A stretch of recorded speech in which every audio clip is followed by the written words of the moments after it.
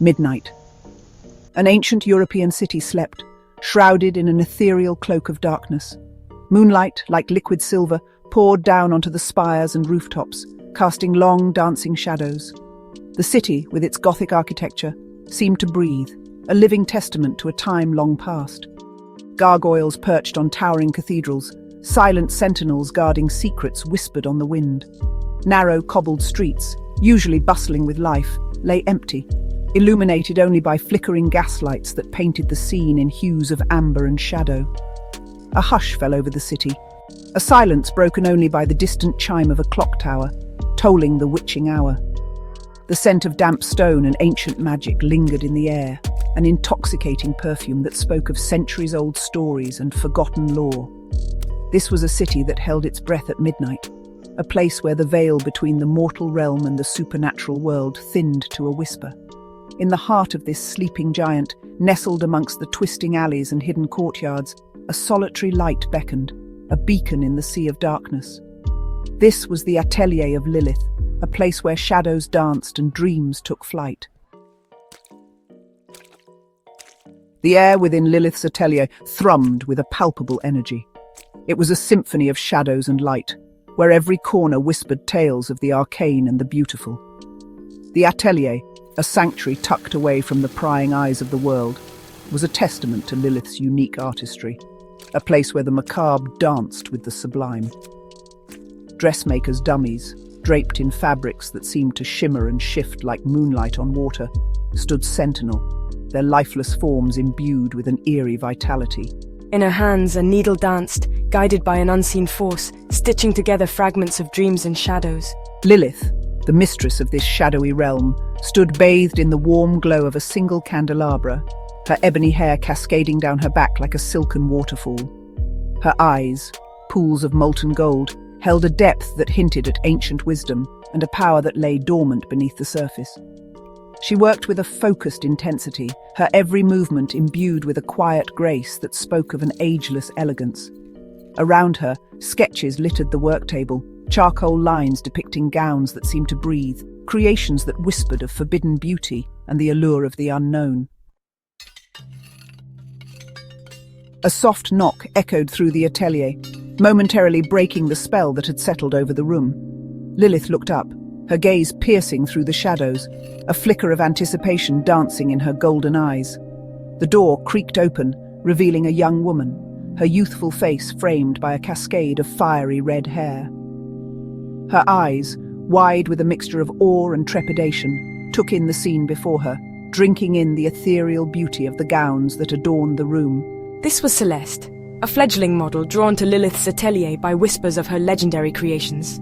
The air crackled with a strange energy as Celeste stepped inside, her hesitant steps echoing on the hardwood floor. She moved through the room with a grace that belied her nervousness, her fingers brushing against the delicate fabrics that seemed to shimmer and pulse with a life of their own. Each gown, a masterpiece of shadow and light, held a story waiting to be told, a tale woven from moonlight and secrets. The ancient castle, perched precariously on a cliff overlooking the city, was alive with anticipation. Tonight was the night of Lilith's grand fashion show, a spectacle that had sent ripples of excitement through the world of haute couture. The castle's grand hall, usually echoing with the ghosts of bygone eras, was transformed into a breathtaking runway, illuminated by 1,000 flickering candles that cast dancing shadows on the ancient stone walls. The air buzzed with a nervous energy, as the crème de la crème of society, dressed in their finery, took their seats, their eyes gleaming with a mixture of curiosity and trepidation. Whispers of Lilith's creations, gowns said to be imbued with an otherworldly beauty, had spread like wildfire, drawing the curious and the daring from far and wide.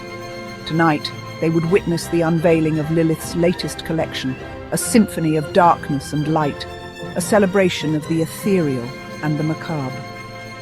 As the clock chimed midnight, plunging the hall into a velvety darkness, a hush fell over the expectant crowd.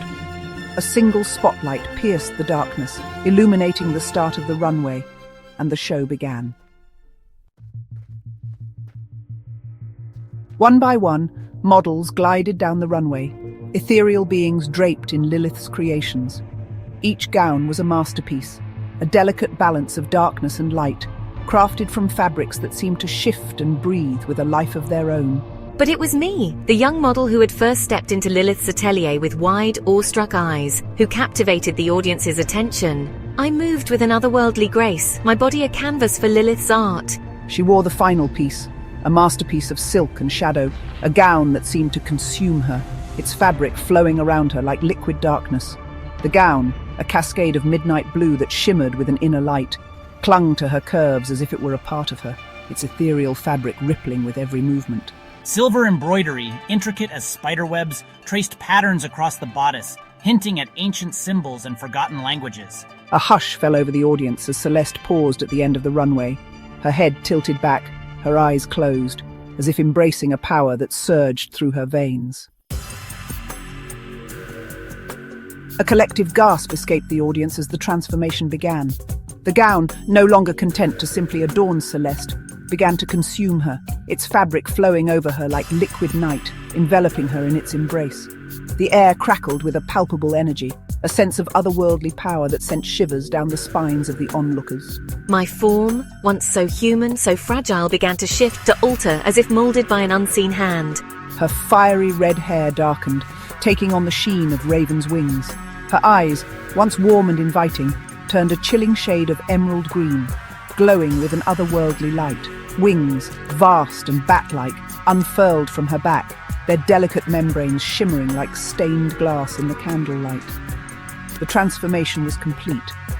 Celeste, the young model, was gone, replaced by a creature of the night, a being of both terrifying beauty and ethereal grace. Panic erupted. The audience, once so captivated by the spectacle before them, now recoiled in horror. Screams pierced the air as the reality of what they were witnessing sunk in. The creature that was once Celeste stood on the runway, its emerald eyes scanning the panicked crowd, a slow, predatory smile spreading across its lips. Oh my God, what is happening? We need to get out of here now! The carefully constructed facade of composure crumbled as guests, their faces contorted in terror, scrambled for the exits, their designer gowns and expensive jewelry forgotten in the face of raw, primal fear. The castle, once a symbol of opulence and grandeur, became a cage. Its once welcoming halls transformed into a labyrinth of fear. The guests, their eyes wide with terror, pushed and shoved, desperate to escape the nightmare unfolding before them. But there was nowhere to run, nowhere to hide.